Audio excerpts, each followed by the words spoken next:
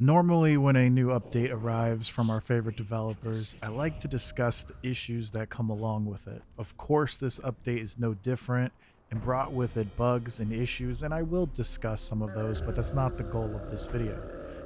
But there's nothing new under the sun here. Another update that breaks things in the game.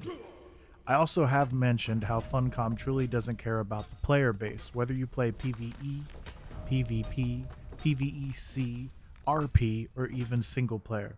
They don't care. If you have it in your head that this company values you as a customer and a player, well, I'm sorry, but you're dead wrong. But Mahaziath, how can you make such claims? Quite easily, actually. They offer us plenty of insight to their true intentions, and it's not the quality of the game and the players who enjoy Conan Exiles. Of course, I could dive into the lack of commitment from the devs when it comes to community relationships, but most of us know all about that. But if you are new to Conan Exiles and my content, feel free to check out my other videos where I dive more into that subject. And I am sorry if it comes off as me beating a dead horse in this video, but there is something important to me when it comes to properties I once thoroughly enjoyed and watching it slowly be dismantled by a company who can't take care of their assets and customers properly. It's just something that is wrong with the world today, and it grinds my gears. Yeah, I'm getting old. Today I want to discuss why this is happening. I am sure many of you are able to put the pieces together since it's not exactly a cryptic puzzle. Just to note, these are my opinions. You may not agree with all of them, but I will use real examples to try to validate my points. Let us first discuss Tencent, which is a Chinese conglomerate. If you are unfamiliar with the term, it's nothing more than a number of different things or parts that are put or grouped together to form a whole, but remain distinct entities. Thank you, Google, for that amazing definition. Round of applause, please. You gotta love the Google machine. Simply put, it's a freaking giant corporation. Why should you care? Imagine for a second this Chinese corporation invested in Funcom in 2019. Well, if we look into Tencent's revenue from 2020, it was 482 billion CNY, which in USD is about $66 billion. If you are still wondering why this is important, keep wondering, we're getting there. A simple Google search can serve you with a link to TechCrunch, which says Tencent will provide Funcom with operational leverage and insights from its vast knowledge as the leading company in the game space. The rationale for Funcom is that the company had already determined that it needed further investment in order to follow through on its longer-term strategy. January 2022, 2020.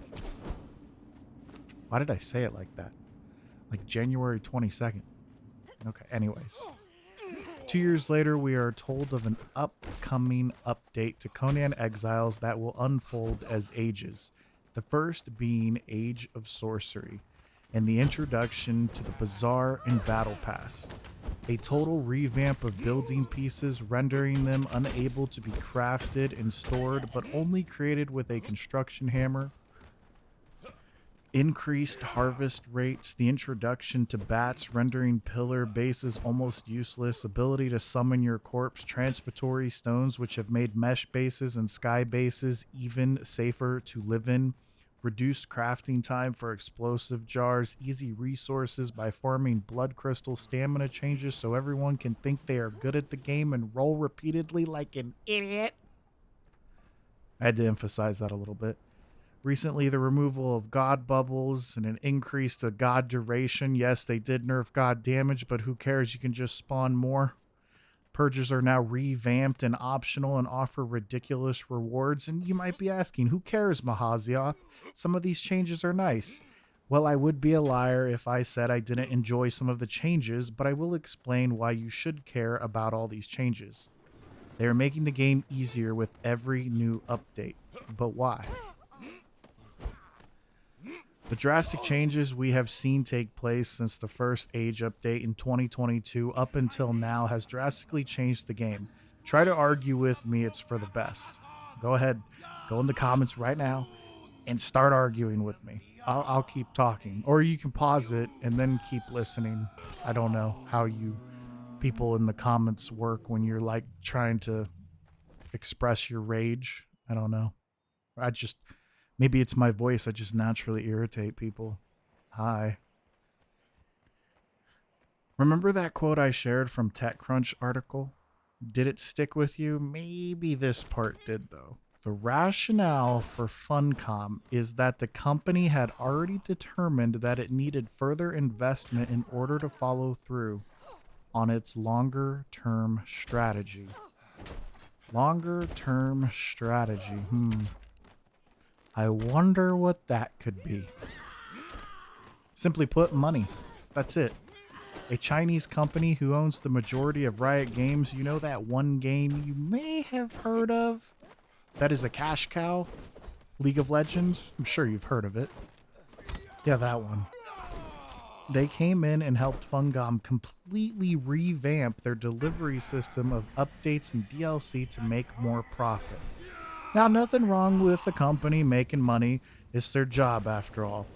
But why continue to cut corners? Why not address bugs, exploits, cheaters, Zendesk, etc. in a timely manner? Why did it take so long to fix SIPTA when it suffered from a game-breaking bug, making it practically unplayable? This is paid DLC, by the way. These are serious questions, questions we never seem to get answers to, but I will try to shed some light on it for you. SIPTA was released on September 15th of 2020, and their last DLC package, People of the Dragon, was released October 21st of 2021. Another year would go by and we would soon be introduced to Funcom's wonderful Bazaar. The newly added paywall for items ranging from armor, weapons, building pieces, war paints, decor, and other useless pixels. Finally unveiling to us their long-term strategy to milk as much money out of their assets they acquire and make subpar games out of. Conan Exiles has fallen victim to this practice, making a game much easier for casual players. Get them in the door, make progression easy, make them feel like they're actually accomplishing something, so hopefully when they are rewarded with their enjoyment and dopamine release, maybe they will reward Funcom with some of their hard-earned cash. In all honesty, we could blame mobile games and thank them for the fact that just about every game in this day and age has microtransactions of some sort. That's fine, make some money off cosmetics, give people incentive to spend money on pixels. I can get behind it when the developers actually care about the players, the customers, their product, and stand behind it, sure. But Funcom told us there would be no pay-to-win aspects to their new shop. What another beautiful lie from their lips. Tencent has taught them well, I guess. Adding building pieces with absurd amounts of health, weapons that get ridiculously high damage, armor like the Stygian commander set, and let's not forget a wonderful exploit with one of the building pieces from the Bazaar that could crash a server. Yeah, definitely no pay to win here. Nothing to see, okay? I imagine someone was like, hey guys, I made a spear for the Bazaar that can come out with ridiculously high damage, but they have to buy it to craft it. And if people like kill that player, they can't use it unless they buy it. So that might encourage them to spend money and drive our sales up. And I just feel like this wise old man in the room is just like, you have learned well, Grasshopper.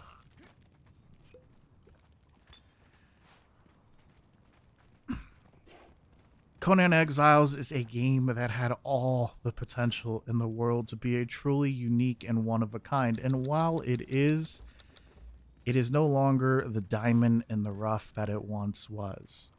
It has been reduced to microtransaction, a Zendesk report meta to wipe your enemies for when you fail, encouragement to build in the mesh and sky because you can't get Zendesked if they can't find you, easy to acquire cheats and cheap accounts to keep on using those cheats. Lag that has gotten worse with every new year and update that rolls out, dupe exploits from anything you could imagine to dragon powder, lack of transparency and community outreach, a terrible terms of service for official services that is vague and easily exploitable. Okay, I'll shut up, but there's some examples. But one last thing, you will get banned faster for saying a no word in global chat on official versus having actual footage of a cheater. You'll get banned before that cheater will. And it's, people have literally gone into single player and said a no word with that person's account and then just pulled their name off of the player list and sent it into Funcom and the global chat that they created. And guess what? That person actually got banned. They can't even take the time to do some actual back end research to see if that person actually said that in the log file. Honestly, fuck Funcom. They ruined a game that had all the potential in the world, and they literally sold their soul, so to speak. In closing, though, should you care about the companies that control the content you enjoy to indulge in? All we have in this life is time, so before you decide to waste it and your money, which is an extension of your time, unless you receive money from the government or another financial aid and you don't really have to work for it or spend your hard-earned time, then I guess you might not really care because it's not really your money. But anyways, would I recommend Conan Exiles to someone in 2023? Nope. A big nope. Big capital NOPE.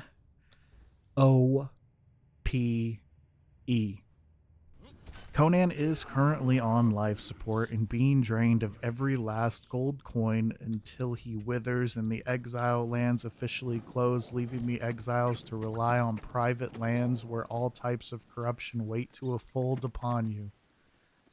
Don't get me wrong, there are some great private servers, but let's be real, people can really suck sometimes.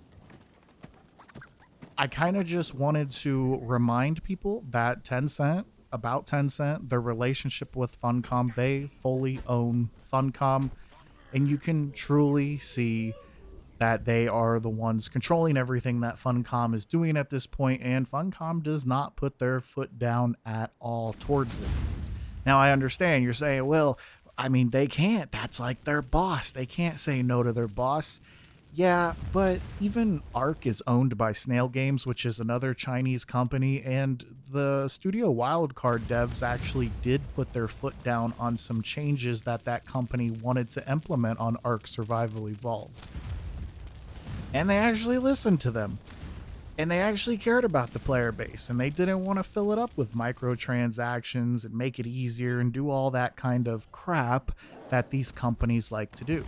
Because these companies like to acquire games that they can make money off of, whether they're for the top games from companies like Riot Games, which makes League of Legends, to smaller ones like Funcom that make subpar games for content not a lot of people even care about. Like, people don't really care about Dune and Conan Exiles the same way they might care about something like Star Wars or Marvel. So they acquire these assets probably fairly cheap in comparison to how much these others would cost, and then they make subpar content. I love that word, subpar, apparently. And then they try to suck as much money out of it as they can. I am okay with them wanting to make money off of their assets that they purchased. I get that. They invest in something and then they want to release it. What I cannot get behind, and you will never change my mind, is their disregard and lack of respect for the people that actually play and spend money on their game. I don't know how people like that can sleep at night. Me personally, if I worked for a company and I knew all of this sort of stuff was happening, I wouldn't be sleeping very well. My stress levels would be high. But I guess the individuals that work there are a different breed and they don't know how to say no or stand up for themselves. But that's it for this video. I thought I would talk a little bit about Tencent, and maybe if you're new to Conan, maybe you were wanting to try it out and you come across this video, maybe this will give you some insight. So if you do decide to go into the exiled lands, maybe you know what to expect. I would recommend, if you are going to play Conan Exiles in 2023, try to find a private server with no admin abuse, and if that's not possible, just minimal admin abuse. But there's not a lot of PvP servers out there on the private end, and official is just riddled with cheaters and exploiters at this point. It's really bad right now. And Funcom does nothing about it. They literally just rely on their anti-cheat to do updates and hopefully fix it, and then eventually someone finds a workaround and people are cheating again. But that's it. I'm done. If you found any of this interesting or whatnot, share your experiences in the comments below, your opinions, if you agree, disagree, how you feel about this. It does make me sad to see Conan Exiles going down this direction. It could have been an amazing survival game, but sadly, the survival aspect has been completely stripped away from this game at this point, and it just feels like one of those casual games you just load up and play for a little bit and then ditch for a while, because why invest your time in something that you can literally get banned off of an official server for, just because, okay, I'm talking about myself again. Yeah, if you haven't watched that video, maybe you can go check it out. I'm still a little bitter by it, you know?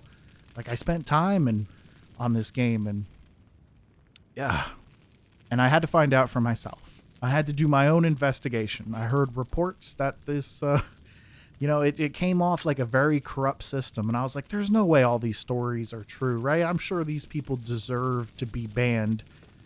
Played the game, played it legit, played it fair, and got banned because I guess we blocked a thrall spawn, or people just reported us enough and Funcom was like, all right, we're just going to ban them. Who knows what Funcom actually banned us for? They don't tell you. Like I said, the terms of service is vague.